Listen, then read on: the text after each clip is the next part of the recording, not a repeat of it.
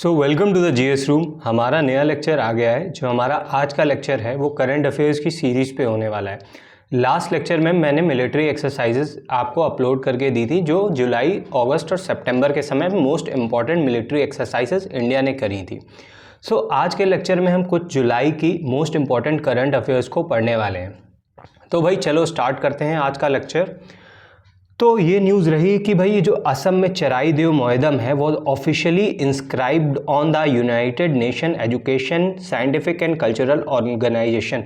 Basically जो कहने का मतलब मोटा मोटा ये है कि जो असम में चराई देव मोहदम है उनको यूनेस्को की वर्ल्ड हेरिटेज साइट में शामिल किया गया है। यानी भारत की एक और साइट यूनेस्को की वर्ल्ड हेरिटेज साइट में शामिल हो गई है। इसी तरीके से भारत में अब टोटल 43 साइट्स हो गई हैं। कितनी हो गई हैं? 43 साइट्स हो गई हैं।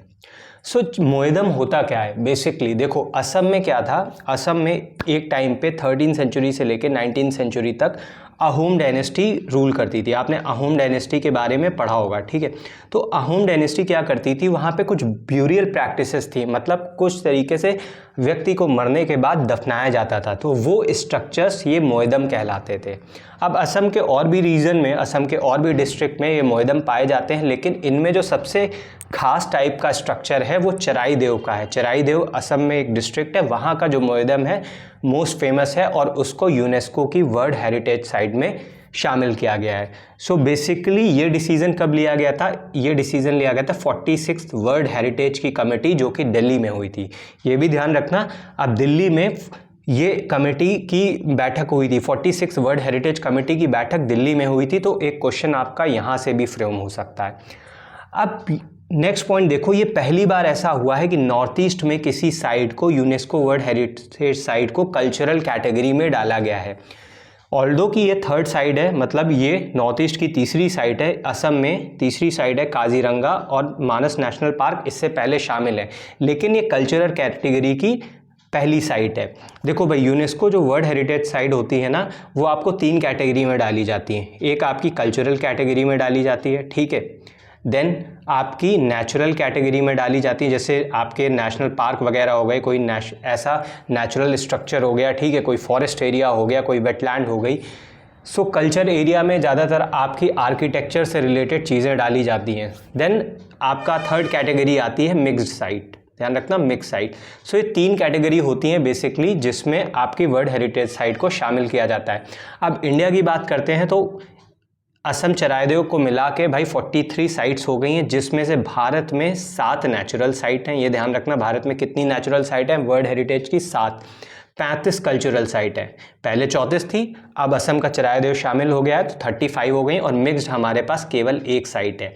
और वो मिक्स साइट कौन सी है? बहुत एग्जामिनेशन में बहुत इंपॉर्टेंट है, पूछा जाता है कि भाई इनमें से एक वर्ल्ड हेरिटेज की मिक्स्ड आप साइट बता दो भारत में, तो वो हमारी काजीरंगा नेशनल पार्क है, सॉरी कंचनजंगा नेशनल पार्क है, ध्यान रखना, ठीक है। कंचनजंगा है, काजीरंगा नहीं, दैट इज कंचनजंगा। सो कंचनजंगा आपका मिक्स्ड साइट है। और कंचनजंगा नेशनल पार्क है कहाँ भाई? ये ज़रूर कमेंट करके बताना, कि अगर किसी को मालूम है कंचनजंगा कहाँ पे है तो वो ज़रूर बताना। सो कंचनजंगा को ध्यान रखना, हमारी भारत की मिक्स्ड आपकी हेरिटेज साइट है। सो 35 हमारे पास कल्चरल साइट हो गई, 7 नेचुरल हो गई, 1 मिक्स्ड हो गई। सो अगर हम फर्स्ट आपकी बात करें कि भाई भारत में सबसे पहली वर्ल्ड हेरिटेज साइट कौन सी थी, तो वो भाई हमारी 1983 में अजंता, ठीक है। 4 साइटें शामिल की गई थी एक साथ, अजंता, एलोरा। उसके बाद हमारा आगरा फोर्ट शामिल किया गया था, ठीक है। अगर आप पता हो आगरा फोर्ट किसने बनवाया तो बताना, ठीक है। देन आपका ताजमहल, ठीक है। ताजमहल तो सभी को मालूम होगा किसने बनवाया था, शाहजहां ने, ठीक है। तो ये चारों साइटें 1983 में वर्ल्ड हेरिटेज लिस्ट में शामिल करी गई थी, यूनेस्को की वर्ल्ड हेरिटेज साइट में शामिल थी, ठीक है। सो भाई जितनी इन्फॉर्मेशन बताई है वन डे एग्जामिनेशन के पर्सपेक्टिव से, चाहे आपका स्टेट पीसीएस हो, चाहे डिफेंस हो, चाहे यूपीएससी हो, या कोई भी एग्जामिनेशन हो, उसके लिए बहुत इंपॉर्टेंट है।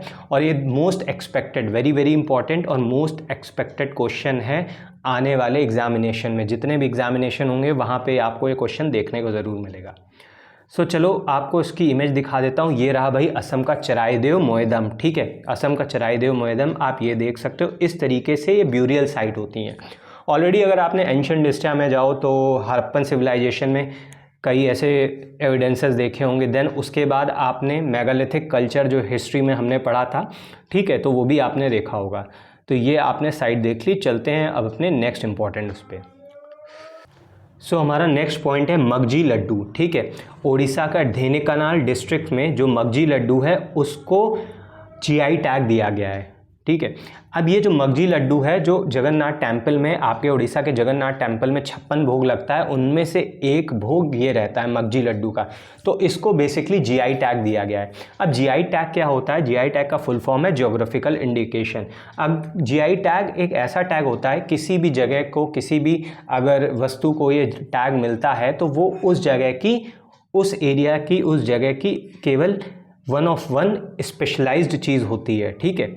उस एरिया की स्पेशलाइज्ड चीज़ होती है, यानी अगर उसको जीआई टैग मिलता है तो कुछ समय तक कोई भी वैसी चीज़ नहीं बना सकता है। सो बेसिकली जो जीआई टैग होता है वो हमारा 10 साल तक के लिए वैलिड होता है। अगर किसी चीज़ को जीआई टैग मिल जाता है तो 10 साल तक वैलिड होता है, यानी इसका कट कॉपी पेस्ट कोई भी नहीं कर सकता है। अगर ऐसा करता है सो इट्स अ ऑफेंस, ठीक है।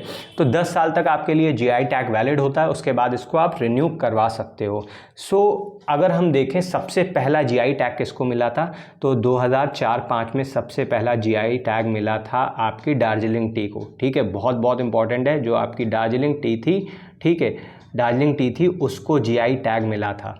इसी तरीके से जैसे बनारसी साड़ी हो गई, आपका जीआई टैग है, ठीक है। कड़कनाथ हो गया, जो मुर्गा है कड़कनाथ, उसको भी एमपी का है, जीआई टैग मिल रखा है ना। अब अगेन जो नेक्स्ट इंपॉर्टेंट आती है आपकी न्यूज़, वो ये है कि साइंटिस्ट ने वर्ल्ड ओल्डेस्ट, ठीक है, वर्ल्ड ओल्डेस्ट केव पेंटिंग को डिस्कवर किया है। So world oldest cave painting discover कहाँ की गई हैं? ये की गई हैं लियांग करामपुआंग केव में। लियांग करामपुआंग केव ये है कहाँ भाई? ये सुलावासी इंडोनेशिया में है, ठीक है। ये सुलावासी इंडोनेशिया में पड़ती है और वर्ल्ड की ओल्डेस्ट पेंटिंग यहाँ पे डिस्कवर की गई। और ये कितनी पुरानी है? ये 51,200 साल पुरानी है। अगर किसी को मालूम है भारत में भी इसी तरीके से, जब हमने हिस्ट्री पढ़ रहे थे तो मैंने आपको एक ऐसी ओल्डेस्ट रॉक पेंटिंग बताई थी, वो कौन सी है भारत में? जी हाँ, वो भीमबेटका है, ठीक है, भीमबेटका है। मैंने आपको बताई थी ये तीनों स्टेजेस में भीमबेटका जो एमपी में आती है, ये भीमबेटका केव्स, यहाँ पे जो पेंटिंग पाई गई थी तीनों एजेस में, पैलियोलिथिक, मीजोलिथिक और नियोलिथिक, तीनों एजेस में पाई गई थी, ठीक है। सो अगेन अब देखो भाई, अब आपके पास सामने है एक wildlife sanctuary, it's a Talle wildlife sanctuary. So Talle wildlife sanctuary कहाँ है? ये आपकी अरुणाचल प्रदेश में है, ठीक है। अब देखो ये वाइल्ड लाइफ सेंचुरी, सोचने वाली बात है कि मैं ये वाइल्ड लाइफ सेंचुरी क्यों बता रहा हूँ। बहुत सारी वाइल्ड लाइफ सेंचुरी और नेशनल पार्क है। अब यहाँ पे एक फ्रॉग डिस्कवर हुआ था, ठीक है, एक फ्रॉग डिस्कवर हुआ था, वन हॉर्न फ्रॉग था, मतलब उसके सींग जैसा निकला था, तो वो डिस्कवर हुआ था, इस वाइल्ड लाइफ सेंचुरी में देखा गया है। सो इसीलिए ये आपकी न्यूज़ में रही है। अब देखो एग्जामिनर क्या होता है, किस तरीके से क्वेश्चन उठाता है। कई बार करंट अफेयर्स में कुछ रहता है तो उससे आसपास चीज़ें रिलेटेड जितनी होती वो उठा लेता है। अब ये न्यूज़ ना उठा के कि भाई एक फ्रॉग पाया गया है जिसके सींग है वो अरुणाचल प्रदेश में मिला है, वो ऐसा ना उठाकर सीधे सीधे पूछ लेगा ये वाइल्ड लाइफ सेंचुरी बता दो, ठीक है। ध्यान रखना एग्जामिनेशन में अगर कोई भी चीज़ पूछी जा रही करंट अफेयर से लेके, तो ज़रूरी नहीं है कि आपने वैसी की वैसी पढ़ी होगी। हो सकता है आपने न्यूज़ कुछ और पढ़ी हो लेकिन उसके बैकग्राउंड से वो चीज़ें आपको उठा कर दे दे, ठीक है। तो ये वाइल्ड लाइफ सेंचुरी याद रखना। अब चलते हैं अपने नेक्स्ट पॉइंट पे। सो नेक्स्ट पॉइंट है कि recently uncontacted indigenous Mashco Piro tribe was located in remote Peruvian Amazon in Peru. So अभी क्या हुआ है, जो आपका साउथ अमेरिका वाला, ठीक है, साउथ अमेरिका कॉन्टिनेंट है, तो वहाँ पे जो पेरू कंट्री है, ठीक है, पेरू देश है, वहाँ पे एक ट्राइब पाई गई है जिसको अभी तक देखा गया है, अभी तक अनकॉन्टैक्टेड थी, मतलब अभी तक किसी के सामने नहीं आई थी। तो ये ट्राइब मिली है जिसका नाम है माशो पीरू, वेरी वेरी इंपॉर्टेंट, ठीक है। अब आपने देखा होगा एग्जामिनेशन में कई बार ट्राइब से रिलेटेड क्वेश्चन आ जाता है, तो ये ट्राइब्स रिसेंट में करंट में रही हैं, ठीक है, करंट अफेयर्स में रही है, तो हो सकता है एग्जामिनेशन में आपसे पूछा जाए। सो लगभग इनके 750 लोगों की ये ट्राइब्स है, 750 लोगों की ट्राइब है। They are believe to be largest uncontacted tribes, मतलब इन्हें माना जाता है ये अमेजोन के जंगलों में और साउथ ईस्ट एशिया में अभी तक की सबसे बड़ी अनकॉन्टैक्टेड ट्राइब है, मतलब इन्हें इससे पहले इनके साथ कभी कॉन्टैक्ट हुआ नहीं, इन्हें देखा नहीं गया। सो इस टाइप की ट्राइब माशो पीरू को डिस्कवर किया गया है, ठीक है। सो बेसिकली हंटर और गैदरर्स हैं, नोमैडिक है, खाना बदोश वाले हैं और हंटरिंग गैदरिंग करके, ठीक है, जानवरों को मार के, अब ये सब बाकी चीज़ों को गैदर करके, लकड़ियों को इकट्ठा करके, फूलों को इकट्ठा करके, इस तरीके से अपना पालन पोषण करती हैं। अब हम नेक्स्ट अपनी इम्पॉर्टेंट न्यूज़ पे चलते हैं कि अभी यूनियन बजट से, इंडिया के यूनियन बजट में बहुत सारी चीज़ें, जब बजट आता है तो बहुत सारी चीज़ें अनवील करी जाती, नई नई पॉलिसी लाई जाती, नई नई चीज़ों पे खर्चा किया जाता है। तो इसी तरीके से हमारा बिहार में 2 टेम्पलों पे कॉरिडोर प्रोजेक्ट चल रहा है। जिस तरीके से आपने काशी कॉरिडोर प्रोजेक्ट सुना था, उसी तरीके से अब बिहार में 2 टेम्पलों में, विष्णुपद टेम्पल जो गया में और महाबोधि टेम्पल एट बोध गया बिहार में, यहाँ पे कॉरिडोर प्रोजेक्ट चलेगा, ठीक है। जिस तरीके से काशी कॉरिडोर बना था, यहाँ पर भी कॉरिडोर बनेगा। तो एग्जाम में हो सकता है आपसे पूछ ले, भाई विष्णुपद टेम्पल कहाँ है, महाबोधि टेम्पल कहाँ है।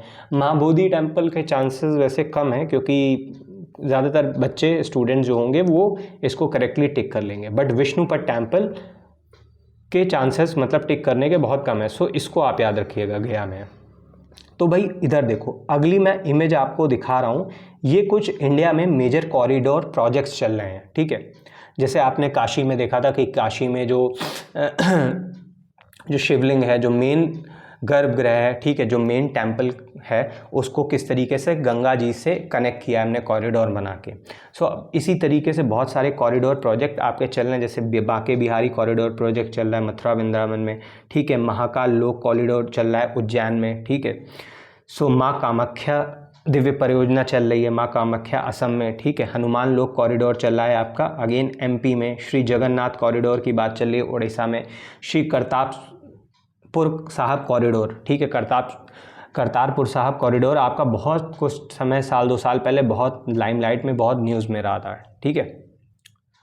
ये मैप आप अपने में स्क्रीनशॉट ले लेना, सेव कर लेना, ठीक है। किसी भी तरीके से इसको याद रखना, कौन कौन से प्रोजेक्ट कहाँ कहाँ चल रहे हैं।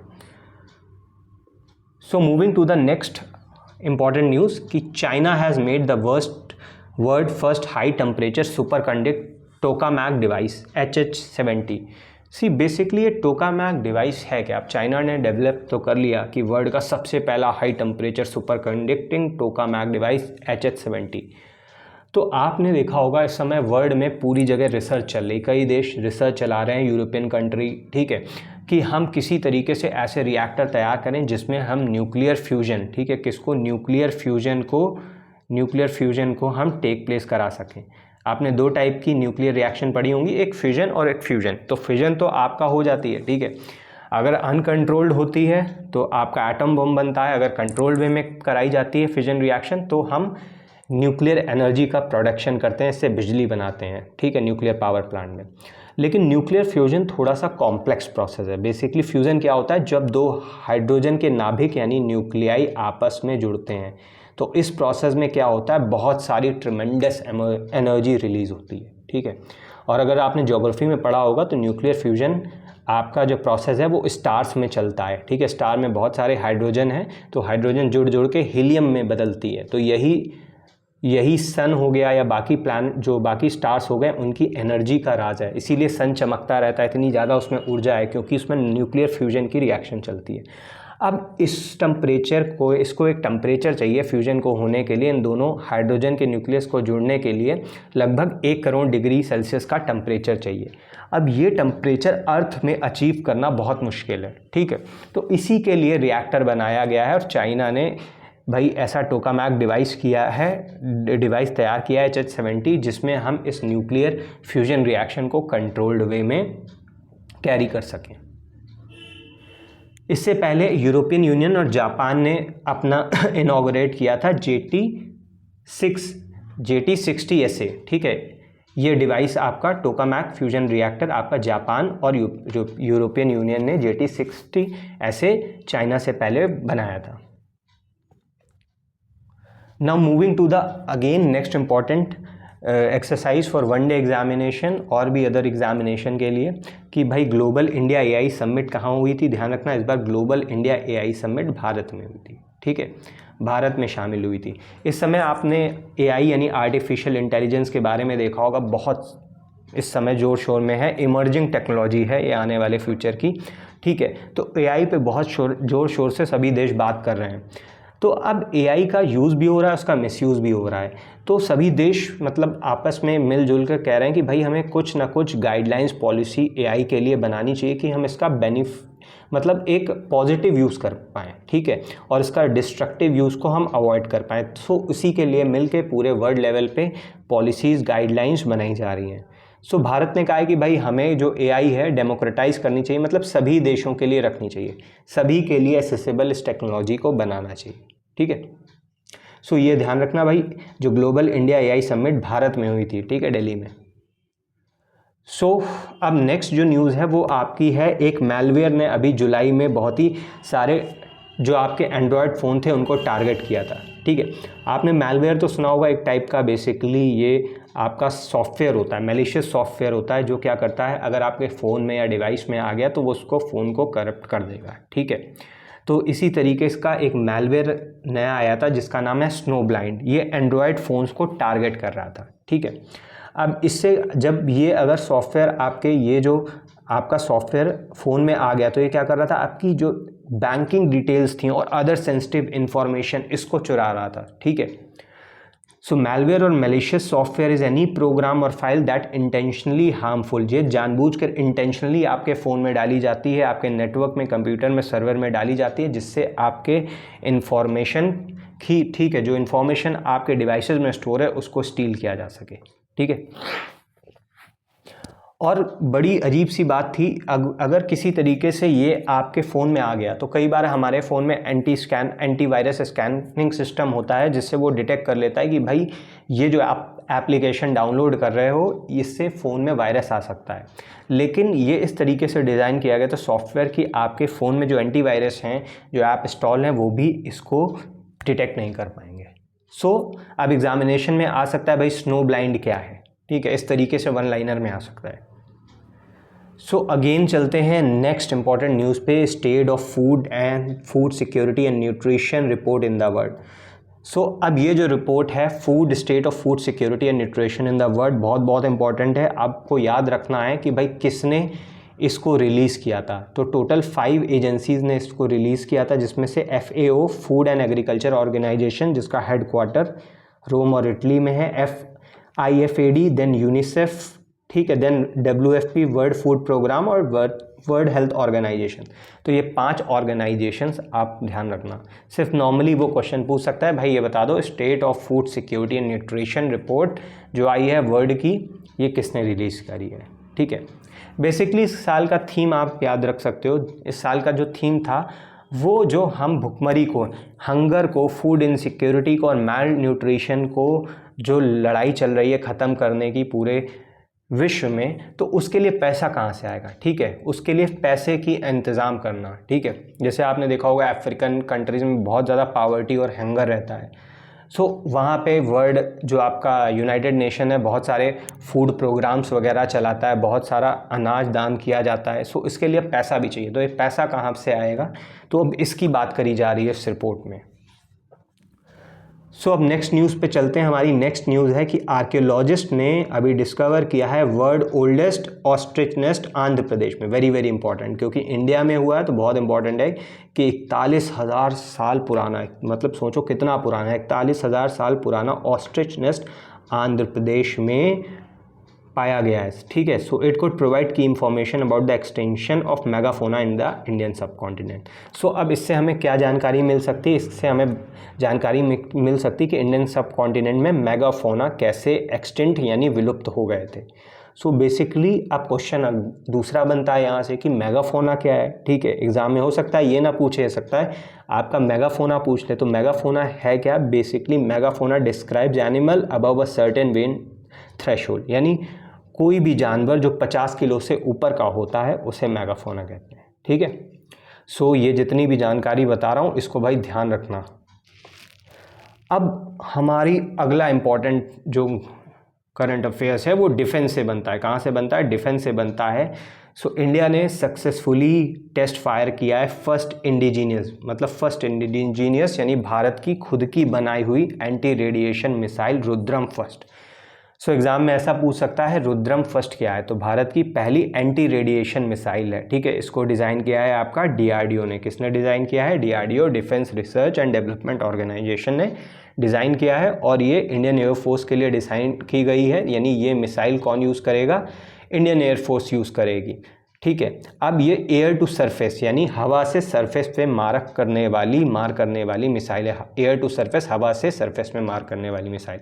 हो सकता है एग्जाम में ये भी पूछ ले डायरेक्टली रुद्रम क्या है, तो एंटी रेडिएशन मिसाइल है, कोई आपकी सबमरीन है, टैंक है क्या, इस तरीके से पूछ सकता है। ये भी पूछ सकता है कि भाई जो हमारी रुद्रम मिसाइल है, ठीक है, एंटी रेडिएशन मिसाइल, ये कहाँ के लिए? सरफेस टू सरफेस है, सरफेस टू एयर है, एयर टू सरफेस है, वाटर टू सरफेस है, या वाटर टू एयर है। तो एयर टू सरफेस है, ध्यान रखना। और ये सुखोई 30 MKI फाइटर जेट से लॉन्च करी जाएगी। अब देखो एंटी रेडिएशन मिसाइल भाई होती क्या है? बेसिकली इस मिसाइल का काम क्या होगा? इस मिसाइल का काम होगा जो आपके दुश्मनों के रडार सिस्टम है, ठीक है, जिनसे रेडियो वेव्स निकलती हैं, ठीक है, जिनसे रेडियो वेव्स निकलती हैं, उन डिवाइसेस को, उन कम्युनिकेशन डिवाइसेस को डिस्ट्रॉय करना। बेसिकली रडार, दुश्मनों के रडार को, जो आपके प्लेन को डिटेक्ट कर सकता है, उनको डिस्ट्रॉय करना, इसका काम ये रहेगा। इसीलिए इसे एंटी रेडिएशन मिसाइल बोला गया। सो ये रही भाई हमारी एक इमेज जिसमें आपको रुद्रम, ये तो खैर मार्क सेकंड का है इमेज, लेकिन कुछ इस तरीके से आपकी रुद्रम मिसाइल आपको दिखेगी, ठीक है। सो अब चलते हैं अपने नेक्स्ट पॉइंट पे। हमारा नेक्स्ट पॉइंट है फिर डिफेंस से रिलेटेड कि भाई अभी डीआरडीओ ने क्या किया है? डीआरडीओ ने एक प्रोटोटाइप, मतलब आपको एक टैंक बना के दिखाया, जोरावर टैंक, ठीक है, उसका प्रोटोटाइप डिक्लेयर किया, और ये भी भारत ने खुद बनाया, इंडिजीनियस, और ये लाइट वेट टैंक है। अभी जितने भी भारत में टैंक हैं आपके, वो ज़्यादातर हैवी वेट हैं। तो अब इंडिया ने खुद का डिज़ाइन किया है कि भाई खुद अब हम डिज़ाइन कर रहे हैं, आत्मनिर्भर भारत, ठीक है, खुद सेल्फ रिलायंट बनेंगे, और हम लाइट वेट टैंक खुद हमने डिज़ाइन किया। ये बहुत बड़ी बात है, ठीक है, इंडिया डिफेंस सेक्टर के लिए बहुत बड़ी अचीवमेंट है कि हमने खुद का एक लाइट वेट टैंक डिज़ाइन किया। जिस तरीके से हमने तेजस लाइट कॉम्बैट एयरक्राफ्ट डिज़ाइन किया था, उसी तरीके से हमने टैंक डिज़ाइन किया है। अब ये जोरावर टैंक, ध्यान रखना, डीआरडीओ ने डेवलप किया है, और ये किसके नाम पर बना है? जो हमारे लेजेंडरी जनरल जोरावर सिंह थे, उनके नाम पर इसका नाम रखा गया है। और इन जोरावर सिंह ने कई सारे सक्सेसफुल विक्ट्री की थी तिब्बत में, ठीक है।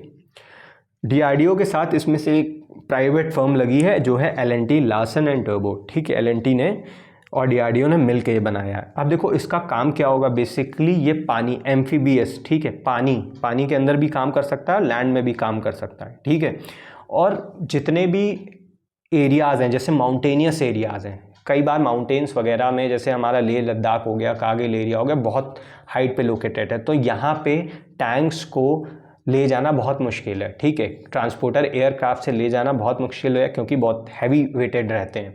तो इसी तरीके से इन्हें इस तरह डिज़ाइन किया गया है कि उतने ज़्यादा मोबाइल होंगे, लाइट वेट होंगे, उतनी ज़्यादा मोबिलिटी होगी, इतनी तेज़ी से मूव करेंगे, ठीक है, और इनको हम माउंटेनियस एरिया में पहुँचा भी सकते हैं, ठीक है।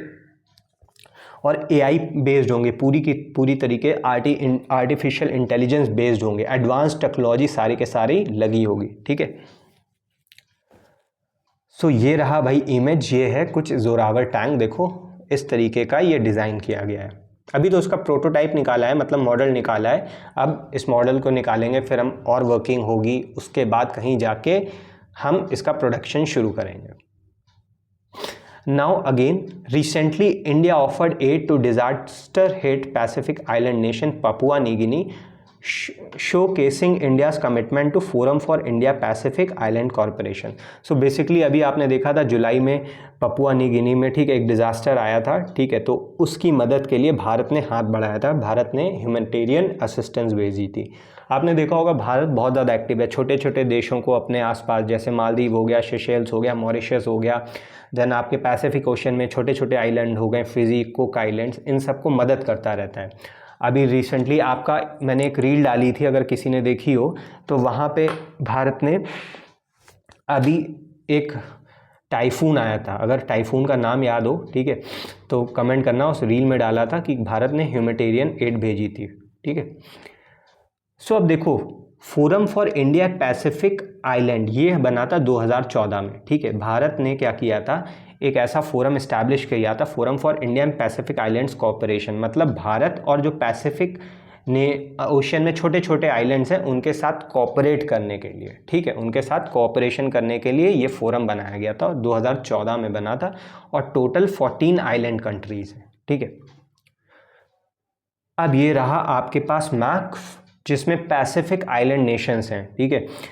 ये आपका रहा ऑस्ट्रेलिया। ऑस्ट्रेलिया के बाद अगर आपने वर्ल्ड मैप देखा होगा तो 3 एरियाज में इन पैसिफिक आइलैंड नेशंस को डिवाइड किया गया। एक पॉलिनेशिया है हमारा, देन माइक्रोनेशिया है, देन मेलेनेशिया है, ठीक है।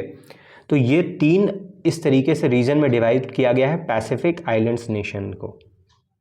यहाँ पे आप देख रहे हो फ्रेंच पॉलिनेशिया है, ठीक है, कुक आइलैंड्स हैं, ठीक है, देन आपका समोआ है, आपका किरिबाती है। ये छोटे छोटे आइलैंड कंट्री हैं जिनके साथ भारत ने अच्छे रिलेशंस इस्टेब्लिश कर रखे हैं, ठीक है। Moving to the next question. अब ये जो नेक्स्ट करंट अफेयर्स है हमारी, जो 24वीं समिट हुई थी किसकी, council of head of state, ठीक है, HCO यानी संघाई कॉरपोरेशन ऑर्गेनाइजेशन की। वो हमारी कहाँ हुई थी, अस्ताना कजाकिस्तान, ठीक है, कजाकिस्तान की राजधानी में हुई थी 24वीं समिट। और ये council of head of states की, मतलब जो देश हैं इसके मेंबर कंट्री हैं उनके हेड इसमें शामिल थे, ठीक है। तो अभी आप देख रहे हो एक SCO की समिट और होने वाली है, वो पाकिस्तान में होने वाली है। कल ही मैंने इस पे एक रील डाली थी कि भाई अभी तक बहुत क्वेश्चन उठ रहे थे कि पाकिस्तान में जो SCO की समिट होगी भारत उसमें जाएगा कि नहीं जाएगा। कल एक्सटर्नल मिनिस्ट्री ने क्लियर किया है कि भाई एस जयशंकर हमारे इंडियन डेलीगेशन को लेके जाएंगे, जो 15-16 अक्टूबर को पाकिस्तान में होने वाली है, ठीक है। अब आज के समय पे शंघाई एक ये बेसिकली रीजनल और कॉरपोरेशन ऑर्गेनाइजेशन है, ठीक है, एक रीजन को, ठीक है, एशिया के रीजन को रिप्रेजेंट करती है। इसकी इंपॉर्टेंस बहुत बहुत ज़्यादा बढ़ चुकी है। तो बेसिकली HCO का फॉर्मेशन कब हुआ था, तो HCO का फॉर्मेशन हुआ था कब, 2001 में, ठीक है। चाइना और रशिया ने इसको बनाया था, बेसिकली काउंटर टेररिज्म से लड़ने के लिए इसका मेन मोटो था। चाइना और रशिया ने 2001 में बनाया था। उसके बाद धीरे धीरे कई देश शामिल हो गए। टोटल आज के समय पे 10 मेंबर हैं, ठीक है, टोटल 10 मेंबर हैं HCO में। अब इसका जो इंडिया और पाकिस्तान, ठीक है, इंडिया और पाकिस्तान पहले मेंबर नहीं था, फाउंडिंग मेंबर नहीं थे। रिसेंटली ये इंडिया और पाकिस्तान दोनों ही HCO में शामिल हुए हैं। तो अगर किसी को पता हो कि कौन से ईयर में शामिल हुए हैं तो कमेंट करके बताना। अब देखो बहुत इंपॉर्टेंट न्यूज़ ये थी कि बेलारूस, ठीक है, बेलारूस जो 10वां नेशन है, ठीक है, बेलारूस 10वां नेशन बन गया है, HCO को ज्वाइन करने वाला 10वां मेंबर कंट्री बन गया। वेरी वेरी इंपॉर्टेंट, एग्जामिनेशन में डायरेक्ट क्वेश्चन है कि इनमें से कौन से देश ने अभी HCO की मेंबरशिप ली है, ठीक है। ये कुछ रहे मेंबरशिप। देखो बेलारूस है इसका मेंबर, चाइना है, इंडिया है, ईरान है, कजाकिस्तान है, किर्गिस्तान है, पाकिस्तान है, रशिया है, तजाकिस्तान है, उज़्बेकिस्तान है। बाकी ऑब्जर्वर मेंबर्स हैं, कुछ इसके डायलॉग पार्टनर हैं जैसे अफ़गानिस्तान है, बट सिंस वहाँ की कंडीशन आपको पता ही है तो इसी वजह से अफ़गानिस्तान आपका 2021 से एक्टिव नहीं है, जब से तालिबान ने टेक ओवर कर रखा है, ठीक है। अब हमारी नेक्स्ट जो इम्पोर्टेंट न्यूज़ है कि RBI ने एक फाइनेंशियल इंक्लूजन इंडेक्स आपका रिलीज़ किया है। तो ये आप सबका डायरेक्ट क्वेश्चन बन सकता है कि भाई बताओ फाइनेंशियल इंक्लूजन इंडेक्स किसने रिलीज़ किया है, तो ये हमारा RBI ने किया है, ठीक है। अब फाइनेंशियल इंक्लूजन, ठीक है, वित्तीय समावेशन सूचकांक है ये। इसका काम क्या होगा कि भाई ये देखना होगा भारत देश के अंदर कितने लोग, ठीक है, भारत देश में जो कितने लोग हैं वो फाइनेंशियल सर्विस जो वित्तीय सेवाएं हैं उसमें शामिल हैं, ठीक है। कितने ज़्यादा से ज़्यादा लोग वित्तीय सेवाओं में शामिल हैं, कितने ज़्यादा से ज़्यादा लोगों के पास जो फाइनेंशियल सर्विसेज है वो पहुंच सकती हैं, कितने लोगों के पास बैंकिंग की सर्विसेज है, कितने लोगों के पास इन्वेस्टमेंट सर्विसेज पहुँच रही है, इंश्योरेंस सर्विस पहुँच रही है, पोस्टल सर्विस पहुँच रही है, और कितने लोग पेंशन सेक्टर में शामिल हैं। तो इस तरीके से भारत के लोगों की गणना करेगा कितने लोगों के पास, कितने लोग वित्तीय समावेशन में शामिल हैं, ठीक है। देखो 2 इसकी वैल्यू है, ये याद रखना, एक 0, अगर 0 आपको मतलब 0 किसी स्टेट को रैंकिंग मिल रही तो इसका मतलब है टोटल एक्सक्लूजन, मतलब एकदम भी सर्विसेज नहीं पहुंची इन लोगों तक। अगर 100 स्कोर मिल रहा है इसका मतलब हाँ पूरी तरीके से इस राज्य के या इस UT के लोग पूरी तरीके से फाइनेंशियल सर्विसेज में इंक्लूडेड हैं, ठीक है। अब किस किस चीज़ों पे 3 ब्रॉड पैरामीटर्स पे इसको आपका नापा जाता है, ठीक है। पहला है एक्सेस, पहुंच, क्या लोगों तक फाइनेंशियल सर्विसेज पहुंच रही हैं कि नहीं है। यूजेज, जिन तक पहुंच रही है वो इस्तेमाल कर पा रहे हैं कि नहीं कर पा रहे हैं। देन क्वालिटी, अब जितनी सर्विसेज पहुंच रही हैं उनकी क्वालिटी क्या है, मतलब बेकार क्वालिटी की है, अच्छी क्वालिटी की है। सो ये जो रिपोर्ट है हर साल एनुअली RBI पब्लिश करता है, ठीक है। सो इतना याद रखना भाई। Again one of the most important news की sustainable development goal report 2024 release हो गई है। बहुत बहुत इंपॉर्टेंट रिपोर्ट है और ये ध्यान रखना कौन रिलीज़ करता है जो सस्टेनेबल SDG गोल्स की रिपोर्ट, वो हमारी UNDSI यानी UN department of economic and social affairs ये रिलीज़ करता है। आपने बहुत देखा होगा इस समय SDG गोल पे बहुत ज़्यादा फोकस दे रही है गवर्नमेंट, इवन पूरा वर्ल्ड दे रहा है। ये 2015 के टाइम पे, ठीक है, पेरिस जो आपकी पेरिस क्लाइमेट समिट हुई थी, पेरिस डिक्लेरेशन में 2015 में कुछ 17 गोल अडॉप्ट किए गए थे। ये कुछ ऐसे हैं कि जैसे पावर्टी रिमूव करना देश से, ठीक है, गरीबी को रिमूव करना, एजुकेशन को बढ़ावा देना, हेल्थ सैनिटेशन फैसिलिटीज़ को बढ़ावा देना, ठीक है। तो कुछ ऐसे करके 17 आपके गोल्स थे। तो अभी जो रिपोर्ट कह रही है, ठीक है भाई, 2015 से 2024 का जो डेटा आया है, ठीक है, वो कह रही है कि भाई ओवरऑल पूरा वर्ल्ड प्रोग्रेस कर रहा है धीरे धीरे इन गोल्स को अचीव करने के लिए। अब ये ध्यान रखना ये गोल वॉलंटरी हैं, मतलब ठीक है स्वैच्छिक है, ये कोई कंपल्शन है, लीगल बाइंडिंग नहीं है, ठीक है। अभी लेकिन कुछ 1/5 ऑफ द टारगेट बचे हैं जिनमें वर्ल्ड फेल हो रहा है अचीव करने में, ठीक है। सो ये आपके कब तक अचीव करने से 2030 में आपको अचीव करने हैं। टोटल 17 गोल हैं और 169 टारगेट्स हैं। किसी दिन मैं आपको ये सारे के सारे 17 गोल और ये टारगेट्स के साथ एक पूरा PDF अपलोड कर दूंगा। So again next important news भाई क्या है, केरल से आ रही है कि भारत का पहला कार्गो शिप, ठीक है, हमारा जो newly built semi automated transshipment port था, ठीक है, वो स्टार्ट हो गया है, ठीक है। So that is Vizhinjam international transshipment deep water multipurpose sea port, ठीक है, ये केरल में बना है, ठीक है। ये देखो ये मैप है, इसमें आप देख सकते हो केरल में बना है। बेसिकली इस मल्टीपर्पज़ सेमी ऑटोमेटिक पोर्ट का काम क्या होगा, ये इसलिए बनाया गया है, देखो ये पूरा ट्रेड रूट है, किस तरीके से आपका पैसिफिक ओशियन से स्ट्रेट ऑफ मलक्का होते हुए इंडियन ओशियन होते हुए ये ट्रेड आपका आता है और देन आपका रेड सी मेडिटेरियन सी होते हुए यूरोपियन कंट्रीज़ तक पहुंचता है। ये आपका ट्रेड रूट है। तो अब यहाँ पे क्या होगा कि यहाँ पे जैसे ही भी कोई माल आएगा, ठीक है, कोई भी शिप आपका माल लेके पहुंचा, वो उसको दूसरे शिप में अपलोड करेगा, दूसरा शिप में से उसके बाद अपलोड होने के बाद वो यहाँ से निकल जाएगा, ठीक है।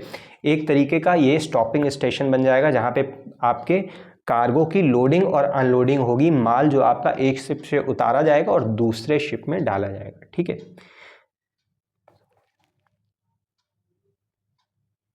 सो इतना आप याद रखना, इतना आपके लिए इंपॉर्टेंट है बस कि ये जो Vizhinjam international transshipment deep water multipurpose seaport कहाँ पे है, केरला है। देखो ये ट्रांजिट हब की तरीके काम करेगा जहाँ पे जो कार्गो है मैंने आपको बताया एक शिप से उतार के दूसरे शिप में लादे जाएंगे और वहाँ से फाइनल डेस्टिनेशन में भेजे जाएंगे, ठीक है। So moving to the next news, तो अब हमारी नेक्स्ट न्यूज़ है कि बजट 2024। देखो बजट में जितनी भी चीज़ें शामिल होती हैं वो आपके एग्जामिनेशन पॉइंट ऑफ व्यू से बहुत बहुत ज़्यादा इंपॉर्टेंट होती हैं, तो उसको लीव मत करना। अभी भाई गवर्नमेंट ने अनाउंस किया है कि एंजल टैक्स को हम रिमूव करेंगे। सो अब एंजल टैक्स को रिमूव करेंगे तो एंजल टैक्स होता क्या है, आपने देखा होगा इंडिया में इस समय बहुत ज़्यादा स्टार्टअप का कल्चर चल रहा है, ठीक है, स्टार्टअप का कल्चर चल रहा है। अगर आपके पास कोई भी प्लान है, ठीक है, कोई भी प्लान है तो आपको अब क्या है, प्लान तो है आपके पास कुछ नया करने का, कुछ इनोवेटिव आइडियाज़ हैं, बट पैसा नहीं है, ठीक है। तो आप ऐसे इन्वेस्टर्स ढूंढोगे कि जो हमारे ऊपर हमारा पैसा लगा सके, ठीक है। तो कुछ ऐसे इन्वेस्टर्स होते हैं जो स्टार्टअप्स में पैसा लगाते हैं और इनका मोटिव प्रॉफिट नहीं होता है, बस ये आपके भलाई के लिए, ठीक है, कि चलो हम तुम्हारा स्टार्टअप है उसमें हम पैसा लगा दे रहे हैं, ठीक है, अब तुम ये धंधा करो, बिजनेस बढ़ाओ, ठीक है। सो एंजल इन्वेस्टर्स वो इन्वेस्टर्स होते हैं और इसी तरीके से एक वेंचर कैपिटलिस्ट इन्वेस्टर्स होते हैं। उनका काम क्या है, उनका थोड़ा सा उसमें वो रहता है, अपना खुद का स्वार्थ रहता है, कह रहे हैं ठीक है यार तेरा स्टार्टअप है, मैं पैसा लगा दे रहा हूँ, लेकिन ध्यान रखना जब तुम्हारा स्टार्टअप ये प्रॉफिटेबल होगा तो इसमें इतने % की शेयर मेरा होगा, ठीक है। सो अब एंजल टैक्स को हटाने की बात करी जा रही है। देखो एंजल टैक्स लगता कब था, फॉर एग्जांपल सपोज मानते हैं कि आपकी कंपनी है, आप एक कंपनी खोल रहे हो, उसकी वर्थ 1 करोड़ है, ठीक है। अब आप किसी तरीके से 1 करोड़ की वर्थ है लेकिन आप किसी तरीके से फंडिंग 3 करोड़ की ले आते हो, तो वर्थ तो आपकी कंपनी की 1 करोड़ की थी, लेकिन फंडिंग आप उठा ला रहे हो 3 करोड़ की, तो ये भाई आपकी कंपनी के वर्थ से ज़्यादा पैसा उठा लिया है। तो अब सरकार क्या करेगी, ये जो 2 करोड़ एक्स्ट्रा है इस पे तुम टैक्स दो, ठीक है। वैसे तो आपको किसी चीज़ पे टैक्स देना नहीं पड़ रहा है, ठीक है। जब आप स्टार्टअप करते हो तो लगभग 10 साल तक सरकार आपको बहुत सारे टैक्सेस पे छूट देती है, ठीक है, कि आप कम से कम इंडिया को ग्रो करा सको। सो ये होता है एंजल टैक्स। अब इसको हटाने की बात करी जा रही है। हमारा जो नेक्स्ट छोटा सा न्यूज़ है वो बहुत इंपॉर्टेंट है कि भाई India first overseas Jan Aushadhi केंद्र मॉरिशस में खोला गया। Very very important. Direct question बन सकता है कि भारत ने पहला अपना मतलब अपने देश के बाहर कौन से देश में जाके जन औषधि केंद्र खोला है? मॉरिशस। अगर जन औषधि केंद्र के बारे में आपको नहीं पता तो ये गवर्नमेंट की एक स्कीम है जिसके तहत क्या होते हैं, मेडिकल स्टोर खोले जाते हैं हर शहरों में, गांव देहात में, ठीक है, जहां पे आपको बड़ी सस्ती दवाएं मिलती हैं, जेनरिक दवाएं मिलती हैं, इवन बहुत सस्ती दवाएं मिलती हैं। इवन मेरे हिसाब से आपको अच्छा खासा डिस्काउंट मिलता है, 70 to 80% आपको डिस्काउंट जेनरिक दवाइयों पे मिल जाता है। इवन अगर वहाँ पे जो प्राइवेट कंपनीज़ की भी दवाई मिल रही होंगी ना तो उसमें भी 50% तक आपको ऑफ मिल जाता है, ठीक है। अभी मॉरिशस की एक और न्यूज़ मैंने कल आपको डाली थी अपने चैनल पे कि भाई मॉरिशस जो था, यूके ने क्या किया, यूके बहुत समय तक आपका जो चैगोस आर्किपेलागो था उसको होल्ड करके बैठा था, ठीक है। जो इंडियन नेशन में चैगोस आर्किपेलागो था उसको होल्ड करके बैठा था मॉरिशस, ठीक है। तो अब यूके ने कहा है भाई हम इसको डीकोलोनाइज कर रहे हैं, अब हम इसको मॉरिशस को दे रहे हैं वापस से। लेकिन अभी वहाँ पर जो इसका एक आइलैंड है डिगो गार्सिया, ठीक है, डिगो गार्सिया, जिस पे यूएस और यूके के नेवल बेस हैं, तो अभी इसको नहीं दिएगा 99 ईयर्स तक, ठीक है। इस आर्किपेलागो का ये जो एक आइलैंड है डिगो गार्सिया इसके पास बना रहेगा, ठीक है। हमारा नेक्स्ट जो इम्पोर्टेंट न्यूज़ है कि अभी क्या हुआ है, बांग्लादेश को 5th मेंबर की तरह शामिल किया गया है CSC में। What is CSC? It is Colombo security conclave, ठीक है, Colombo security conclave, Colombo security conclave में बांग्लादेश को 5th मेंबर शामिल किया गया है। तो ये डायरेक्ट आपसे पूछ लेगा भाई अभी बताओ कोलंबो जो सिक्योरिटी कॉन्क्लेव है उसका मेंबर 5वां मेंबर कौन बना? तो ये हमारा बांग्लादेश बना। ये भी बेसिकली एक रीजनल सिक्योरिटी ग्रुपिंग है, ठीक है, एक रीजनल सिक्योरिटी ग्रुपिंग है। इसका काम है मैरीटाइम सिक्योरिटी को, ठीक है, इंडियन ओशियन के पास जो मैरीटाइम सिक्योरिटी है उसको प्रोवाइड करना, प्लस मैरीटाइम रिसर्च को प्रमोट करना आपकी, ठीक है, रेस्क्यू प्रायोरिटीज़ को बढ़ाना इंडियन ओशन रीजन में, ठीक है। अब ये बना कब था? ये 2011 में बना था as a trilateral maritime security grouping, यानी 3 देशों से मिलकर बना था, इंडिया, श्रीलंका, मालदीव्स, बाद में मॉरिशस ज्वाइन कर लेता है, ठीक है। अभी सेशल्स क्या है? इसका ऑब्जर्वर मेंबर है, तो 5वां मेंबर आपका बांग्लादेश बना है, ठीक है। यानी ये सब इंडियन ओशियन के नेशन है, ये आपस में मिलकर इन्होंने एक सिक्योरिटी ग्रुपिंग बनाई कि भाई हमें अपने इस इंडियन ओशियन के रीजन को, मैरीन टाइम जो बाउंड्री है, पानी वाला एरिया है, इसको सिक्योर करके रखना है। इसमें किसी भी तरीके की पायरेसी ऑपरेशन ना हो पाए, ठीक है, पायरेट्स ना आ पाए, किसी तरीके का टेररिज्म एक्टिविटी ना हो पाए, ठीक है, इसलिए इस रीजन को सिक्योर करके रखना है। अगेन इम्पॉर्टेंट न्यूज़, इसके बारे में भी मैं एक बार पोस्ट कर चुका हूँ अपने यूट्यूब चैनल पे कि मर्कोसुर, बोलीविया क्या बन गया है? मर्कोसुर का फुल मेंबर बन गया है, ठीक है। बोलीविया कहाँ है? साउथ अमेरिका का नेशन है, ठीक है। अगर किसी को बोलीविया की कैपिटल पता हो तो ज़रूर बताना। बेसिकली ये है क्या, मर्कोसुर एक सदर्न कॉमन मार्केट है, ठीक है, सदर्न कॉमन मार्केट है, और ये 1991 में इस्टेब्लिश हुआ था। अर्जेंटीना, ब्राज़ील, पैराग्वे और उरुग्वे ने बनाया था। ये साउथ अमेरिकन कंट्रीज़ हैं। अभी मर्कोसुर में कौन शामिल हो गया है? बोलीविया शामिल हो गया है, और वेनेजुएला 2016 में सस्पेंड हो गया है। अब बेसिकली ये होता क्या है, ठीक है, मर्कोसुर क्या है, ये कॉमन मार्केट क्या होता है? देखो, जिस तरीके से आपने यूरोपियन यूनियन कॉमन मार्केट पढ़ी होगी, उसी तरीके कॉमन मार्केट क्या है कि कई देशों ने एक कॉमन मार्केट डिसाइड कर ली कि भाई देखो हमारा माल है ना, एक देश से तुम्हारे दूसरे देश में माल जाता है तो बहुत सारे टैक्सेस लगते हैं, तो अब हम इस माल को ऐसे घूमने देंगे, इस गुड्स और सर्विसेज को ऐसे प्रमोट करेंगे, हमारे एक देश से दूसरे देश इस तरीके से जाएंगी कि जैसे मानो कि वो अपने खुद के देश में घूम रही, यानी कोई टैक्स नहीं लगेगा, ठीक है, किसी टाइप की आपकी ड्यूटी नहीं लगेगी, किसी टाइप का ट्रेड बैरियर नहीं लगेगा, यानी ये जो माल है एक देश का बाकी देशों में कॉमन मार्केट में इस तरीके जाएगा जैसे वो अपने देश में घूम रहा हो, ठीक है। सो इससे हम उस रीजन को एक इकोनॉमिक, ठीक है, जोन में डेवलप करने की बात करते हैं। सो बस आपको इतना ध्यान रखना है वनडे एग्जामिनेशन वालों को कि भाई मर्कोसुर क्या है, ठीक है, और ये किन किन देश, कौन कौन से देश बनाते हैं इस मर्कोसुर को, और उसके बाद अभी किसने ज्वाइन किया है। So Bolivia has become a full member of Mercosur. So again छोटी छोटी सी न्यूज़ है, इसके बाद हमारा लेक्चर एंड हो जाता है। कि रिसेंटली आपने देखा होगा कि हमारा जो पड़ोसी देश है नेपाल है, वहाँ के जो चौथी बार हमारे प्रधानमंत्री बने हैं वो केपी शर्मा ओली बने, ठीक है। नेपाल के बारे में हिस्ट्री बहुत ऊट पटांग है थोड़ी सी, मतलब बड़ा अप और डाउन रहा है यहाँ पे। 2008 के आसपास तक तो यहाँ पे एकदम राजा वाला शासन था, उसके बाद इसको मोनार्कियल सिस्टम को ख़त्म किया गया, उसके बाद कॉन्स्टिट्यूशन लाया, फिर कॉन्स्टिट्यूशन को कई बार चेंज करने की बात होती रही। तो ये हमारा छोटा सा करंट अफेयर्स है। अब नेक्स्ट मोस्ट छोटा सा बट वेरी इंपॉर्टेंट, छोटा सा बहुत लेकिन बहुत ही इंपॉर्टेंट करंट अफेयर्स है कि international centre for audit of local governance, international centre for audit of local governance ICAL was inaugurated इन राजकोट, गुजरात, ठीक है। और ये देश का पहला ऐसा सेंटर बन गया है aims to set global standards for auditing local self government bodies, ठीक है। जैसे आपने अपने यहाँ पढ़ा है कि भारत के संविधान में लोकल सेल्फ गवर्नेंस की बात करी गई है, जो भी पंचायती राज इंस्टीट्यूशन है, म्यूनसिपैलिटीज़ है, ये हमारा लोकल सेल्फ गवर्नेंस फॉर्म करते हैं यूनिट्स। सो इनके ऑडिट के लिए, ठीक है, जो अब लोकल गवर्नेंस होती हैं, इनकी बॉडी होती हैं, संविधान में इनके ऑडिट की भी बात करी गई है। तो इनके ऑडिट के लिए जो इनके ऑडिट होते हैं, इनकी तो उनके ऑडिट को बहुत बेहतरीन तरीके से करा जा सके, इंटरनेशनल स्टैंडर्ड्स हम अडॉप्ट कर सकें उनका ऑडिट करते समय। सो ये थी भाई हमारी जुलाई की मोस्ट इंपॉर्टेंट करंट अफेयर्स। एक दो लेक्चर में आपको छोटे छोटे और डालूंगा अगर कुछ न्यूज़ छूट गई होगी। सो आपको अगर ये पसंद आया हो लाइक करो, शेयर करो, सब्सक्राइब करो। मिलते हैं अपने नेक्स्ट वीडियो में। Till then stay tuned with the GS room.